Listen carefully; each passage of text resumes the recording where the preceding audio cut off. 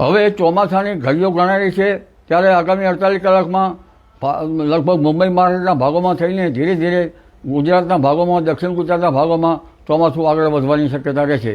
હવે જુલાઈ માસમાં ભારતમાં દસ્તક દઈ શકે છે. એટલે તારીખ 1 થી 5 જુલાઈમાં પણ ગુજરાતના ભાગોમાં, ભારત સહિત ગુજરાતના ભાગોમાં ભારે વરસાદ થવાની શક્યતા રહે. લગભગ મુંબઈ મહારાષ્ટ્રના ભાગોમાં કેટલાક ભાગમાં તો ફ્લડ આવી શકે એવો વરસાદ થવાની શક્યતા રહે.